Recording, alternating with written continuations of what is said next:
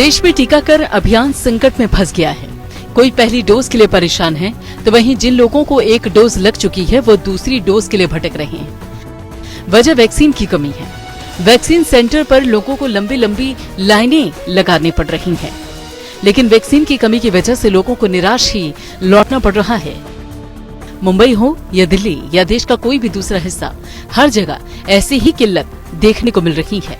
अब वैक्सीन की किल्लत पर केंद्र और राज्य सरकारों में आर पार की लड़ाई छिड़ गई। विपक्षी दल वैक्सीन की कमी पर मोदी सरकार पर निशाना साध रहे हैं। इस बीच एक अहम जानकारी सामने आई।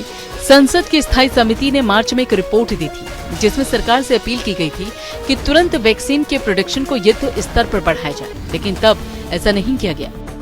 दरअसल विज्ञान प्रौद्योगिकी और वन पर्यावरण संबंधित संसद की स्थायी समिति ने इस साल फरवरी-मार्च महीने में अपनी बैठक में वैक्सीनेशन पर गहन चर्चा की थी।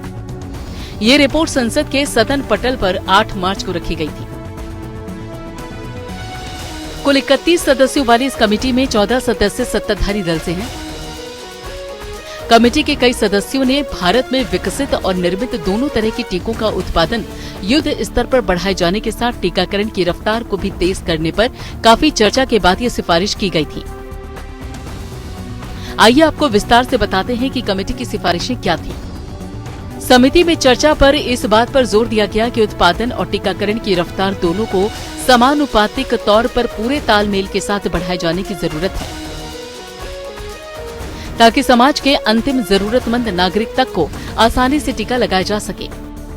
रिपोर्ट में यह भी कहा गया कि बायोटेक्नोलॉजी विभाग को इस बाबत और रिसर्च करने के लिए अतिरिक्त बजट का भी प्रावधान किया जाए। फरवरी में हुई बैठक में तो ये भी चर्चा हुई थी कि प्राथमिकता वाले ग्रुप के अलावा इसी अवधि में अन्य लोगों को भी कैसे टीका दिया जा सके, उसके भी इंतजामों पर विचार हो। लेकिन सभी व्यवस्थाओं के लिए पहली जरूरत समुचित मात्रा में टीकों की उपलब्धता है।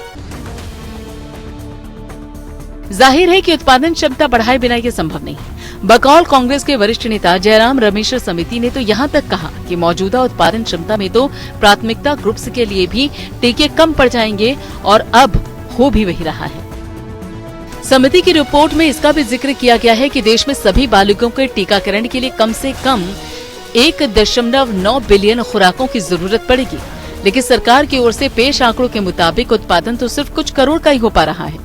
ऐसे में कोरोना की दूसरी लहर में जब मौतें लगातार नए रिकॉर्ड बना रही हैं, तो उस दौरान देश में कोरोना वैक्सीन के लिए हाहाकार मचा हुआ है। अब जरूरत के मुताबिक कई राज्यों ने तो ग्लोबल टेंडर से भी टीके हासिल करने की कोशिश शुरू कर दी।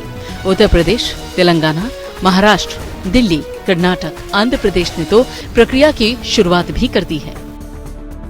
Bureau report.